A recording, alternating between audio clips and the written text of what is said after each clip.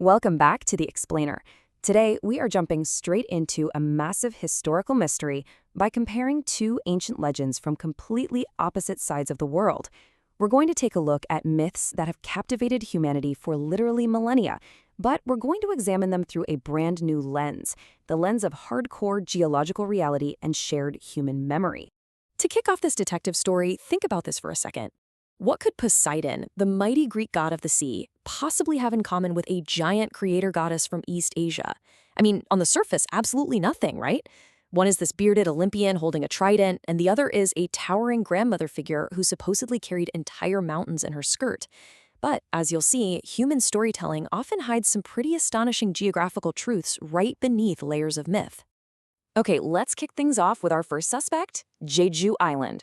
If you've ever seen the breathtaking terrain of Mount Halla dominating the island, it completely makes sense why ancient people believed this landscape was forged by a deity of immense proportions.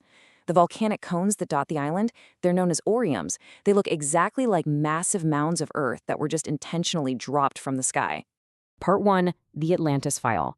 Plato's Lost Sinking Paradise.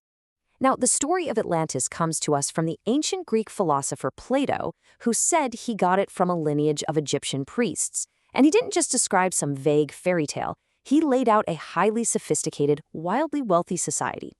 The story goes that after Poseidon fell in love with a human named Cleito, they had 5 pairs of twin sons. To accommodate all of them, the island was neatly divided into 10 separate kingdoms. They built massive infrastructure. We're talking bridges, canals, and a colossal temple dedicated to Poseidon that was plated entirely in silver and gold, measuring a staggering 180 by 90 meters. They established incredibly strict laws to prevent any civil war, basically creating a true utopia of trade and prosperity. And we're not talking about a quaint little fishing village here either. Based on Plato's mention of 60,000 districts, this was a highly organized military machine boasting roughly 1 million land troops plus a naval force of 240,000 sailors. This was a full-blown ancient superpower. But here's where things go south. As generations passed, the Atlanteans lost their divine, noble nature. Their immense wealth essentially became a burden, leading to luxury, corruption, and just a total loss of self-restraint. And because of this moral decay, divine punishment was incredibly swift and terrifying. Great earthquakes and devastating floods struck. And just like that, in a single day and night of misfortune, the entire continent sank beneath the ocean, lost forever. Moving right along to part 2, the Jeju File, and Jeju's giant creator goddess. Keep that story of a corrupted utopia in the back of your mind as we look at Seolmundae Haumong. Legend says she was a giant who literally shaped Jeju Island, scooping up earth in her massive skirt to build the mountains and those volcanic cones. But she wanted to connect Jeju to the Korean mainland. She agreed to build a bridge, but on one massive condition. The people had to make her new clothes using exactly 100 bolts of silk. The people tried. They really did. But they fell short by just one single bolt. Because of this failure, the bridge was never finished, and the giant goddess ultimately met her end, drowning in the surrounding waters. Now, you might be thinking, okay, fun local legend, right? Well, it's actually much more than a fairy tale invented for modern tourists.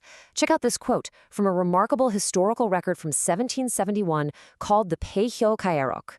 It was written by a shipwrecked scholar named Jang Han Chol. While he was trapped in a terrifying typhoon, he actually recorded merchants crying out to Sunma Sunpa, which is an older name for Seolmundae Haumong, literally begging the giant goddess to save them. This proves that real people have been deeply revering and praying to this watery deity for centuries. Which brings us to part 3, the big reveal and the Ice Age connection. So we have 2 distinct stories here. In the West, a utopian island falling to corruption and sinking beneath the waves. In the East, a giant goddess demanding a massive tax of silk, failing to bridge the sea and drowning. To connect these dots, we have to look at the timeline of human history, where there's a striking coincidence right around 9000 BC. Geologically speaking, this marks the exact end of the last ice age and the beginning of the post-glacial period. But historically, this is the exact period Plato explicitly claimed that Atlantis existed and fell. During this post-glacial period, human populations weren't just wandering aimlessly. They were migrating across a world that was violently transforming. As the global climate warmed, the very ground beneath their feet was fundamentally shifting and changing shape. And this number is the absolute key to our entire mystery: 130 meters. As the immense ice caps melted at the end of the Ice Age, global sea levels didn't just tick up a few inches, they rose by a staggering 130 to 140 meters. This catastrophic rise completely engulfed massive continental shelves worldwide.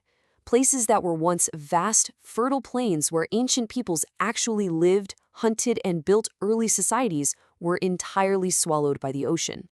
Let's bring it all together in part 4, synthesizing the truth and myth as historical memory.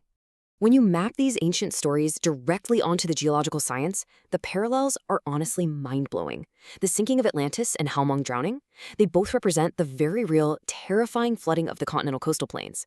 Atlantis' vast geography and Halmong's attempt to build a bridge, that perfectly mirrors the physical severing of the land bridge that actually used to connect Jeju to the Korean mainland. And what about the conflict, Plato's moral decay and Halmong's missing bolt of silk? Well, in ancient times, things like hemp and silk were used as literal currency. Halmong demanding 100 bolts but only getting 99 likely symbolizes a tax rebellion and intense resource scarcity, as their homelands were actively being swallowed by the rising ocean.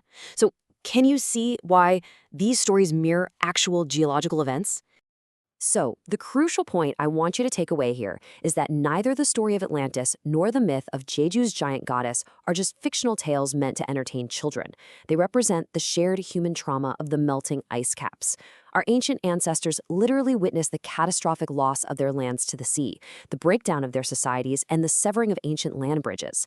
Without modern science to explain the shifting climate, they passed down this world-shattering event through the only language they had, the language of myth. They encoded survival, immense loss, and sinking gods right into the bedrock of our cultures. To wrap up this explainer, I want to leave you with a thought to really ponder. We are currently living through our own era of dramatic climate shifts and rising waters. So as our own coastlines change and our modern societies are forced to adapt, what future myths are we inadvertently creating right now? Thousands of years from today, what kind of gods and monsters will our descendants invent to explain the history we're living through at this very moment?